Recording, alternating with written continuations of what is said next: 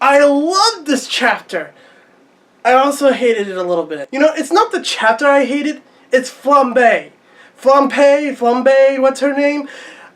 Katakuri needs to teach that little brat a lesson. But the important thing of this chapter is that Oda took all our theories, put them in a box, and threw them away. Just, a lot of people did not see this coming. Last chapter, when I saw Luffy was hit, I thought, oh, there's no way he's going to recover from this. There's no way he would be able to defeat Katakuri. It must be a vision. There's no way. I did not emotionally allow myself to see Luffy hurt in that much. And the thing is, I think a lot more of us should have seen this coming, because Oda likes to make something seem very obvious and then say, no, that's not it.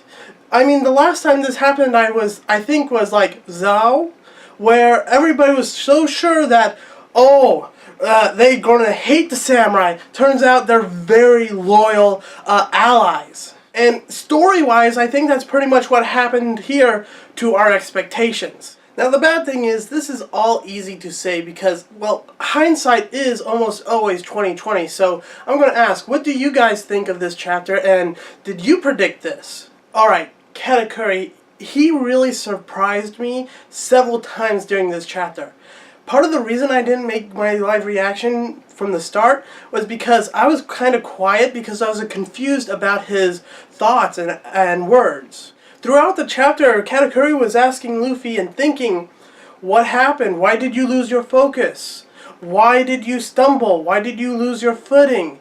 And it showed and I started thinking, wait, is he showing actual concern? And then you get this picture where he's pummeling Luffy and he's asking to himself basically, what happened? And the reason I was confused about this is because I always thought Katakuri was going to be that cool villain that always had a superior attitude towards his enemy. Yes, Katakuri said before that he can't take Luffy too lightly, but I was more thinking he meant in that, well, if he got away from Katakuri, he could cause chaos somewhere else. So I didn't think he actually thought of him as a powerful opponent. But here he was asking what happened and said, just as I was starting to respect you, you go and do this. And then it happens. Katakuri realizes that Flambe interfered with the duel. And he chastises Flambe, and he stabs himself with the trident. Then it all starts to click. Katakuri was concerned for Luffy because he wasn't concerned about his well-being, but because something had happened that changed him, that caused him to get weaker, and Katakuri wanted to know why all of a sudden he got weaker. That his worthy opponent was no longer worthy of him. And like I said, when Katakuri figured out the interference, he stabbed himself to reset the fight. And I believe Katakuri did this in both pride and respect. Respect that Luffy was a worthy opponent, and in pride that he wasn't going to lower himself to need help against a worthy opponent. We gotta remember, Katakuri is an extremely prideful person who even says that falling down is very shameful. Now, it is very clear from this chapter that Flambe, all she ever was a plot device.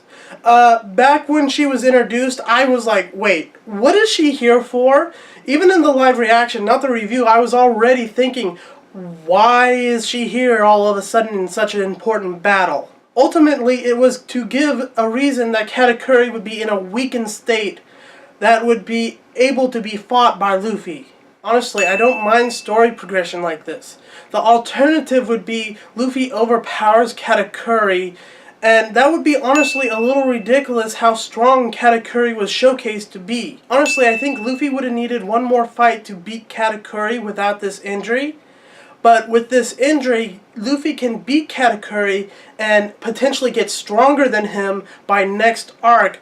So there won't be any long, he needs to train or needs to fight more people to get stronger. I'm not sure if I'm saying it exactly how I'm saying it, but basically, Oda could have made Luffy fight another person so Luffy was strong enough to beat Katakuri. But that would have taken 5, 10, maybe 15 more chapters. While this is much faster and cleaner. I mean, we don't want Luffy fighting a character that we don't care about, so it would probably take even more chapters to develop that character Luffy would fight. But with Flampe being a plot device, we get Luffy fighting an extremely powerful enemy, and he's probably going to learn precognition haki. And because of the injury, it's believable that Luffy can beat Katakuri without having to fight one or two more guys to get strong enough. My final thoughts on this chapter is that before this chapter, like I said, I thought Katakuri was just going to be the cool villain that had a superior attitude until he lost to Luffy. Now I have respect of him as a pirate as well as a good, awesome villain. Well, everybody, thanks for watching. Please comment below what you thought of this chapter, and as always, have a good one. Bye-bye!